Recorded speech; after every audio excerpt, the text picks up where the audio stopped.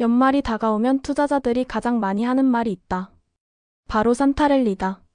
매년 11월과 12월 글로벌 증시는 통계적으로 강세를 보이는 경우가 많았다. 그래서 많은 투자자들은 연말이 되면 마음속에 은근한 기대를 품는다. 올해도 산타가 올까? 주식 계좌에도 선물을 남겨줄까? 하지만 기대만 한다고 수익이 생기지는 않는다. 진짜 중요한 것은 어떻게 준비하느냐다. 오늘은 많은 투자자들이 말하는 연말 산타랠리를 어떻게 바라봐야 하는지, 그리고 실제로 돈을 버는 사람들은 어떤 전략을 쓰는지 30분 동안 차근차근 이야기를 풀어보겠다. 우선 산타랠리란 뭔가? 단순히 크리스마스부터 연말까지 주가가 오르는 현상이 아니다. 더 정확히는 12월 마지막 주부터 다음해 1월 첫 주까지 약 7거래일 동안 시장이 평균적으로 상승하는 경향을 말한다. 이런 패턴이 나타나는 데에는 여러 이유가 있다. 첫째는 기관 투자가들의 포트폴리오 리밸런싱이다. 1년을 마무리하면서 그들이 최대한 성과를 좋게 보여야 하는 시점이 이때다. 둘째는 개인 투자자들의 연말 소비 시즌으로 인한 긍정 심리다.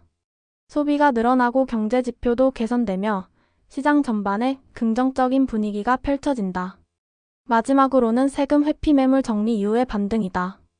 연말에 손절을 하거나 세금을 조정한 뒤 다시 매수하면서 자연스럽게 시장이 탄력을 받는 것이다. 그런데 여기서 문제는 많은 투자자들이 산타랠리를 무조건 오르는 시기로 착각한다는 점이다. 그런 착각은 계좌를 위험하게 만든다. 과거 데이터로 보면 산타랠리는 평균적으로는 상승했지만 모든 해가 그랬던 건 아니다. 특히 경기 침체 가능성이 높았던 해, 금리가 고점이던 해, 지정학적 리스크가 큰 해는 기대만큼 힘이 나오지 않았다. 그래서 중요한 건 확률이다. 확률이 높은 구간을 활용하되 무작정 시장에 돈을 넣는 게 아니라 준비된 상태에서 들어가는 전략적 접근이 필요하다. 그럼 산타랠리를 앞두고 실제로 돈을 벌 수 있는 사람들은 어떻게 준비하느냐? 첫 번째가 바로 포지션 정리다. 많은 사람은 연말이 오면 마음이 급해진다. 이제 오르겠지? 라며 아무 종목이나 덜컥 사버린다. 하지만 그게 가장 큰 실수다.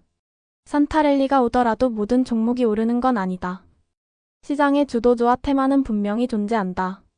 예를 들면 올해는 AI, 반도체, 클라우드, 방산, 그리고 미국 빅테크 중심의 상승이 강했다. 이런 상황에서 엉뚱한 업종이나 이미 시장에서 버림받은 종목을 들고 있다면 산타랠리가 와도 계좌는 그대로일 수 있다. 오히려 떨어질 가능성도 있다. 그래서 산타랠리 준비의 첫 단계는 가지고 있는 종목 중 주도주와 비주도주를 분리하는 작업이다. 다시 말해, 지금 시장이 사랑하는 종목만 남기고 아닌 것들은 과감히 비중을 줄여야 한다는 뜻이다. 두 번째 전략은 시장의 방향성에 대한 확률 베팅이다. 이 시기에는 대부분의 지수가 반등을 시도하는 경우가 많기 때문에 ETF로 광범위한 시장을 잡아가는 것도 좋은 방법이다. 대표적으로 S&P 500 ETF, 나스닥 100 ETF, 반도체 ETF 같은 지수형 ETF들이 탄력을 받는 경우가 많다. 왜냐하면 기관들은 연말에 대형주 위주로 포트폴리오를 정비하기 때문이다. 중소형주 테마는 흐름이 약하고 오히려 대형주는 외국인과 기관의 수급이 몰리며 지수를 끌어올린다. 그래서 연말 산타랠리는 종목 장세라기보다 지수장이 되는 경우가 많다. 이 점은 꼭 기억해야 한다. 세 번째 전략은 변동성을 활용한 매매다. 연말이 가까워지면 옵션 만기, 기간 포트 조정, 연기금의 리밸런싱 등으로 시장은 오히려 중간중간 크게 흔들릴 수 있다. 이때 많은 투자자가 손절을 하고 나가 떨어지고 난 뒤 시장이 다시 올라가는 경우를 자주 보게 된다. 그래서 산타랠리를 준비하는 사람들은 오히려 흔들림을 기회로 본다. 특히 월말과 월초의 변동 구간을 정확히 알고 있으면 단기 매매에서도 충분히 수익을 만들 수 있다. 네 번째 전략은 달러와 환율 체크다. 한국 투자자들이 미국 시장에 투자할 때 가장 큰 변수가 바로 환율이다. 산타랠리가 온다 하더라도 환율이 떨어지면 그 수익률은 반감된다. 그래서 환율이 막 떨어지는 구간에 미국 ETF를 가장 공격적으로 매수하는 것이 좋다. 반대로 환율이 강하게 오르는 시점에는 원화자산 비중을 일정 부분 유지하는 것도 하나의 전략이다. 산타랠리를 준비하는데 환율을 보지 않는 건 투자 절반을 놓친 것과 같다. 다섯 번째 전략은 섹터 로테이션 분석이다. 과거 데이터를 보면 산타랠리 기간에는 특정 업종이 꾸준히 강했다.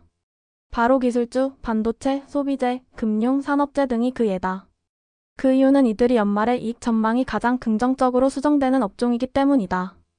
그래서 단순히 시장이 오를 것이라 기대하는 것이 아니라 어떤 섹터가 힘을 받을지 미리 리스트업하는 것이 투자 성과를 크게 좌우한다.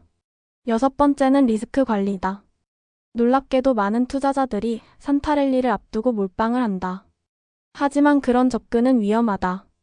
시장은 늘 우리를 예상치 못한 방향으로 움직인다.